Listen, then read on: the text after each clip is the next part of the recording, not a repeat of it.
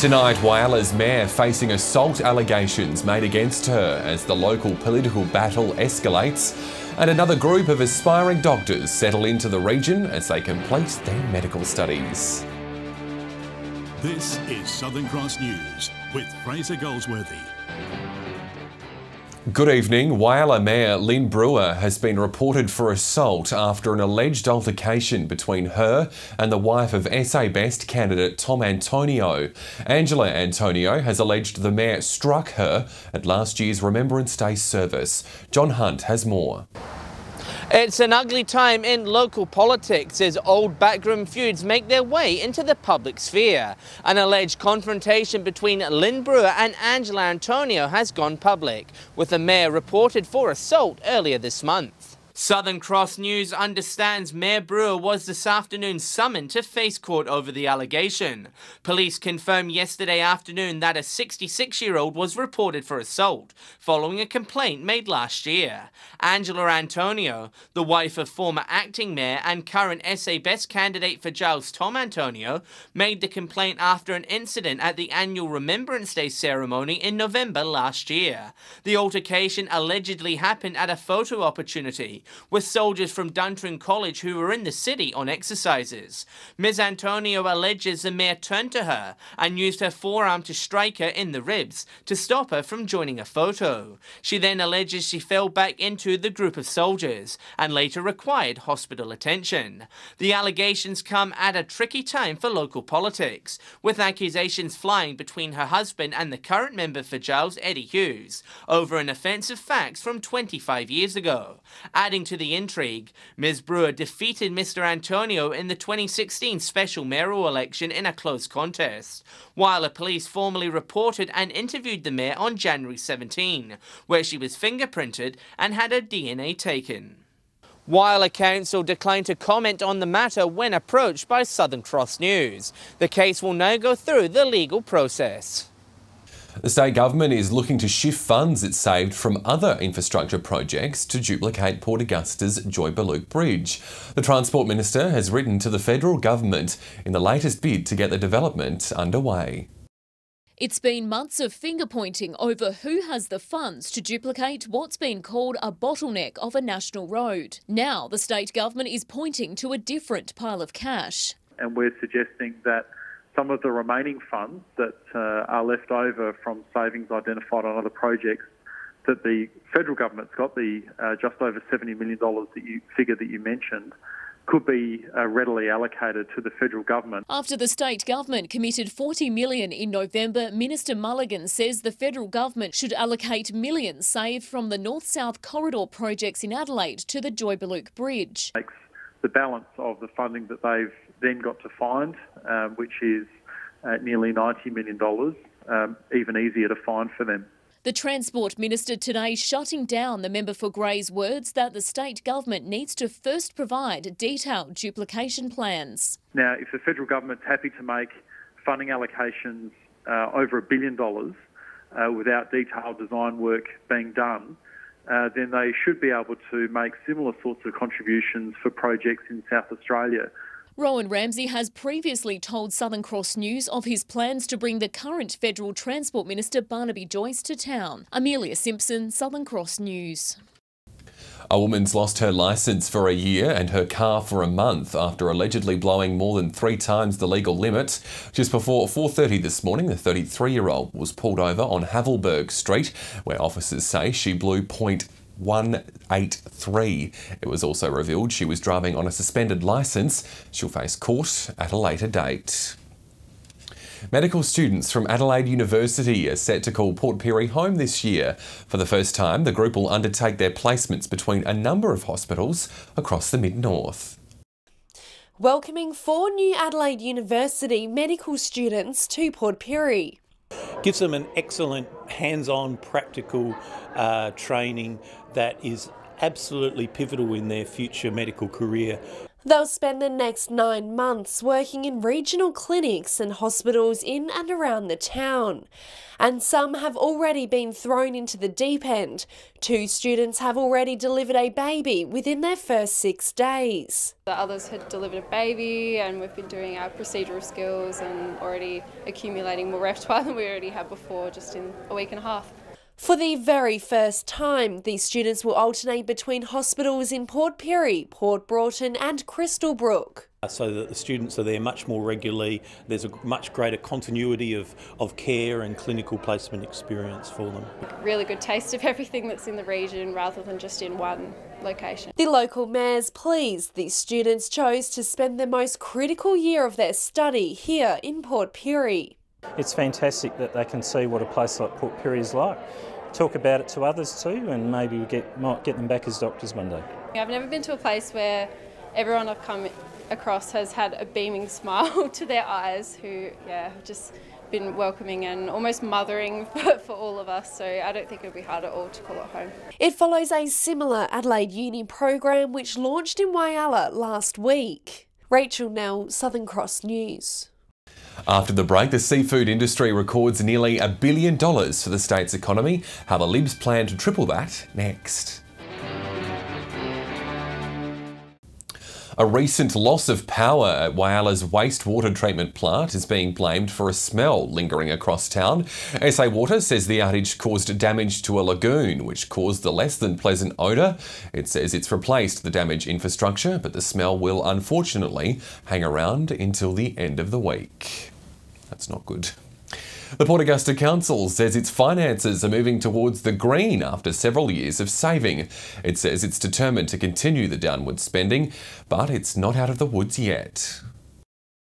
Nearly 4 years of tightening the belt, and the Port Augusta Council's books are reporting some promising numbers. You're talking debt levels that were close to $33 million. We're now just over $26 million. The figures were revealed at a council meeting this week. The mayor says the financial outlook is now on a much different trend. It just goes to show that if you do change that culture and set a different scene, and it can be tough and you have to do some changes along the way. Service reviews and selling off major land contributors to the savings.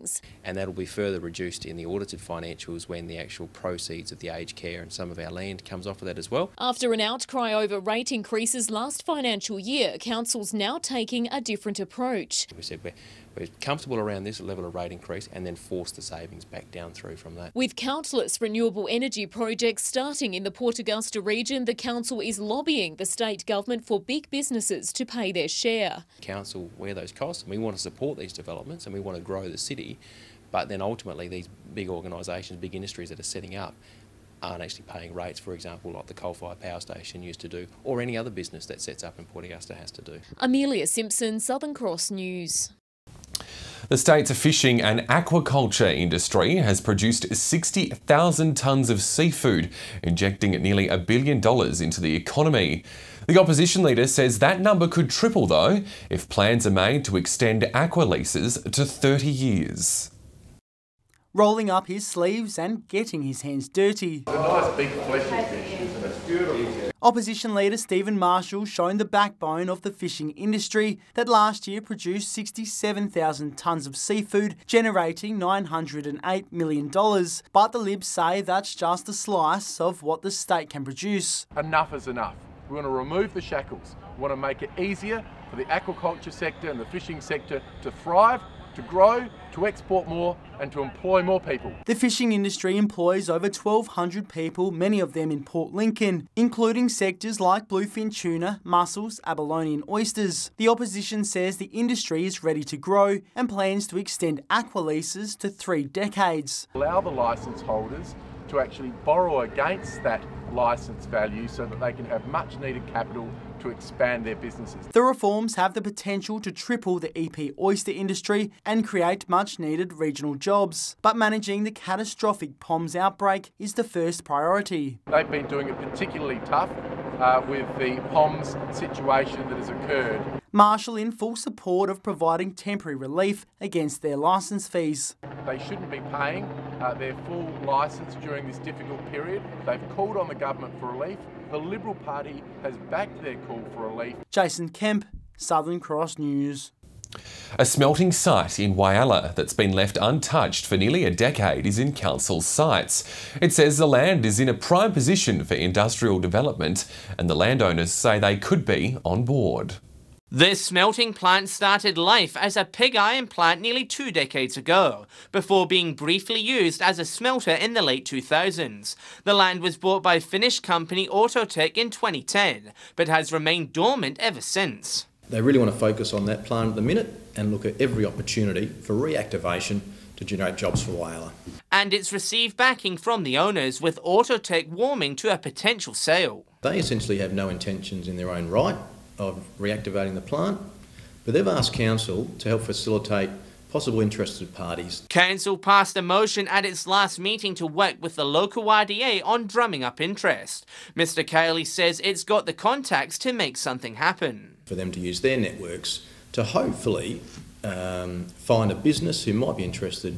The site is well serviced by roads and is close to rail that connects Wyler to the national line, cementing it as prime development hub. I'd like to think that there are a lot of players who are just waiting for the right opportunity to come into Wyler, and this might just be it. John Hunt, Southern Cross News.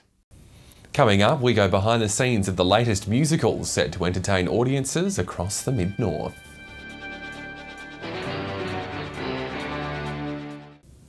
Port Lincoln's Teagle Auto Sprint will receive a boost this year with the inclusion of 3 big screens around the track. Local school students will get behind the cameras in order to entertain the crowds. The sounds and sights of high-octane racing.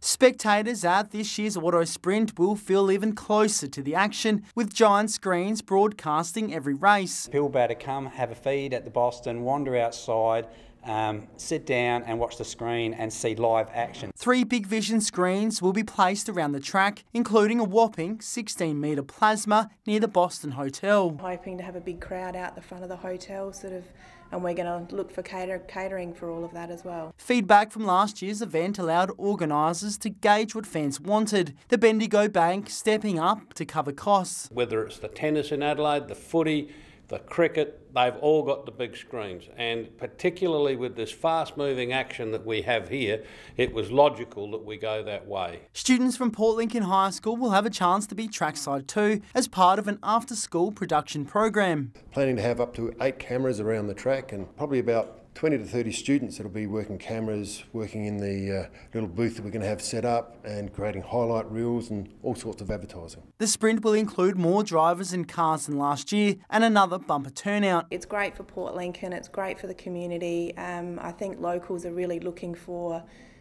different events and different things to go and see. Jason Kemp, Southern Cross News.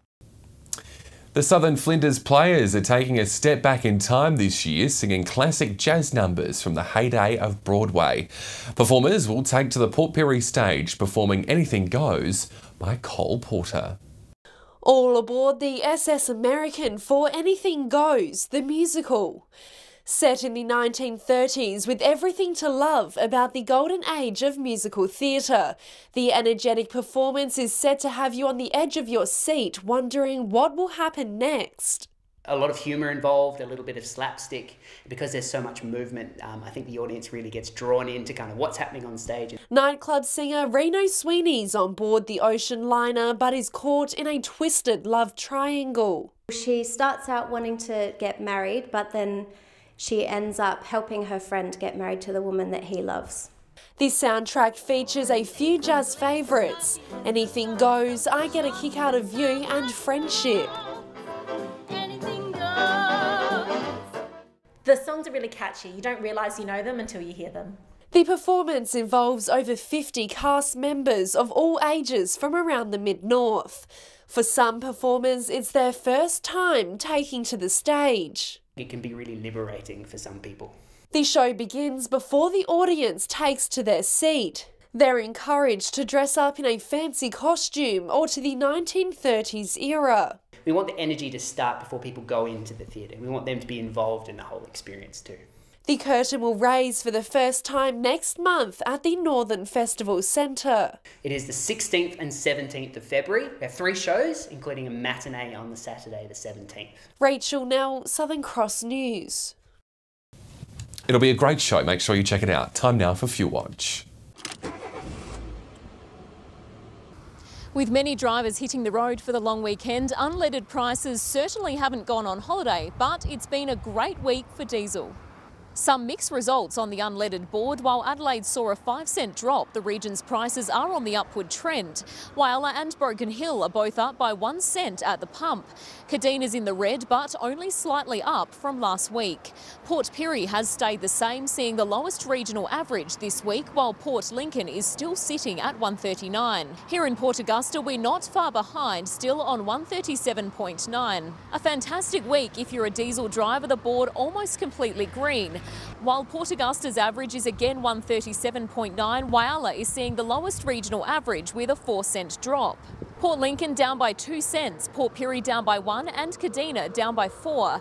Broken Hill coming off that $1.40 mark down to 139, while Adelaide is slightly down from last week, sitting at 131. Now remember, these prices are regional averages and do not reflect any one particular outlet. Now if you do find diesel or unleaded for cheaper, be sure to let us know on our Facebook page. Stay with us. After the break, we'll have all the local weather details with Amy Stevenson. And Amy, the Gulf has seen the last of the wet weather. It does indeed look that way, Fraser, with conditions fining up in the Spencer Gulf. I'll have all the details next. Welcome back. The fine weather was back in Port Augusta today, with temperatures reaching 25, the same in Whyalla, while it was a windy 22 in Port Lincoln. Temperatures hovered in the mid to high 20s for all other centres. Checking the satellite now, and the cloud over southern and central South Australia is only bringing a few light showers and the odd storm.